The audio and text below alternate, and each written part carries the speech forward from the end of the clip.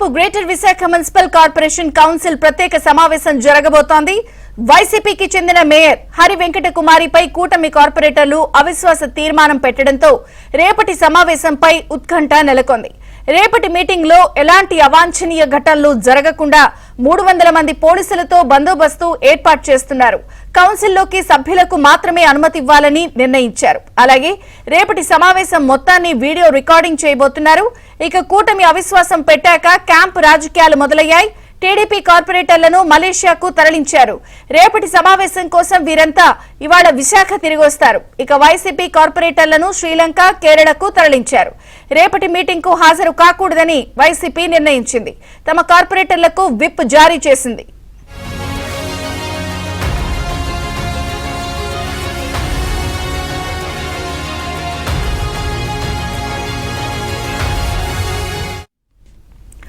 ఇక రేపు greater Visakha municipal corporation council ప్రత్యేక సమావేశం జరగబోతోంది. ఇప్పటికే క్యాంపు రాజకీయం మొదలైన నేపథ్యంలో అప్డేట్స్ మా ప్రతినిధి రామకృష్ణ అందిస్తారు. రామకృష్ణ, విజయ్ చంద్రిక విశాఖ వైసీపీ మేయర్ గొలగాని హరి వెంకట కుమార్పై కూటమి కార్పొరేటర్ల అవిశ్వాస తీర్మానం నోటీస్ ఇచ్చినప్పటి నుంచి విశాఖలో రాజకీయాలు వేడెక్కాయి. అలాగే తమ కార్పొరేటర్లను కాపాడుకోవడానికి ఇరు పార్టీలు కూడాను క్యాంపు రాజకీయాలకు కూడాను తెరతీసాయని చెప్పవచ్చు.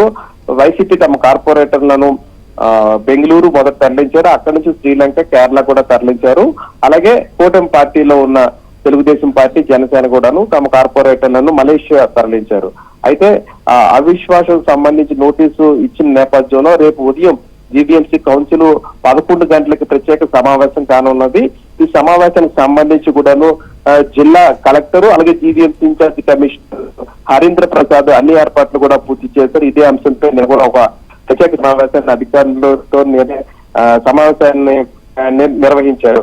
అలాగే ఈ సమావేశాన్ని అత్యంత పారదర్శకంగా సజావుగా నిర్వహించడానికి అన్ని ఏర్పాట్లు చేయాలని అధికారులను ఆదేశించారు. ఈ సమావేశాన్ని మొత్తాన్ని కూడాను వీడియో తీయాలని, మొత్తం 300 మంది పోలీసులతో పటిష్టమైన బందోబస్తు ఏర్పాటు చేయాలని కూడా నిర్ణయించారు.